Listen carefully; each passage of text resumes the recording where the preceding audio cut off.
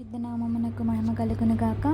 దేవుని వాక్యం వినిచిన ప్రేమన సహోదరి సహోదరులకు దేవుని నామమున శుభాభివందనములు తెలియచేస్తున్నాము.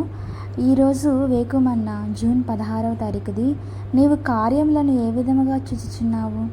స్త్రీ ఆ వృక్షం ఆహారమునకు మంచిదయు కన్నులకు అందమైనదియు నీవు వివేక ఇచ్చి రమ్యమైనది అయి ఉండుట చూచెను.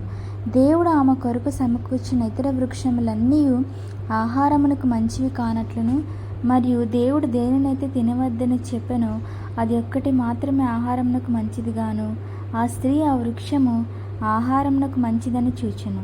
వాస్తవముగా వృక్షములన్నీ ఆహారమునకు మంచివిగానే ఉండును. అయితే ఒక మనుష్యుడు తన ఆత్మీయ దర్శనమును దేవుని ప్రేమను నష్టపరుచుకున్నప్పుడు దేవుడు నిషేధించినవన్నీ అతని దృష్టిలో మంచివిగా కనపడను. వాస్తవముగా మన్నా తేనె కంటే మధురముగాను రుచికలదిగాను ఉండినను ఇశ్రాయేలీయులు మన్నాను రుచిలేదనియు దానిని ఇష్టపడకుండేది. వారికి ఐగుప్తు దేశపు దోసకాయలు ఉల్లిపాయలు ఎంతో రుచికరమైనవిగా తోచినవి. ఆ వృక్షము ఆమె కన్నులకు రమ్యముగా నుండెను. దేవుడు సృజించిన వృక్షములన్నీ చూచుటకు రమ్యముగానే కనబడెను. అయితే ఆ స్త్రీ ఈ వృక్షం ఒక్కటే కన్నులకు రమ్యమైనదిగా ఉన్నట్లు ఊహించుకొనెను. ఈనాడు కూడా దేవుడు వారి కొరకు సిద్ధపరిచిన కార్యముల విషయంలో తృప్తి చెందక ఉండుట మానవ నైజము. వారి యొక్క అసంతృప్తి వారి దురాశకును పాపమునకును నడిపించుచున్నది. స్త్రీ ఆ వృక్షమును వివేకమిచ్చినదిగా చూచెను. దేవుడు ఆమెను అవివేకగా సృష్టించినట్లుగాను, ఆమె తన సొంత జ్ఞానముతో వివేకవంతురాలు దానిగా తలంచినట్లుగాను ఇది కనబడుచున్నది. నిజానికి సత్యం మరో విధముగానున్నది.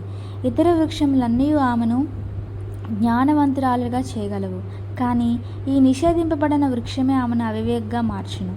దేవుడు తనకిచ్చిన జ్ఞానంతో ఆమె తృప్తి చెందలేదు. తన సొంత మార్గంలో జ్ఞానం సంపాదింప ప్రయత్నించినందున లోకంలో ఆమె మొట్టమొదటి అవివేకగా మారుటయే కాక నెంబర్ 1 బుద్ధిహీనురాలాయను. దేవుని బిడ్డ, సంతుష్టి సహితమైన దైవభక్తి గొప్ప లాభ సాధనమై ఉన్నది.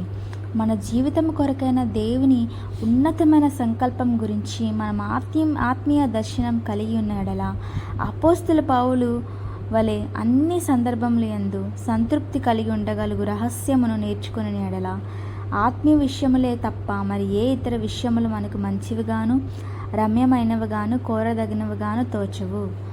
దేవుని యొక్క పరిశుద్ధ నామమునకు స్తోత్రం. Praise the lord.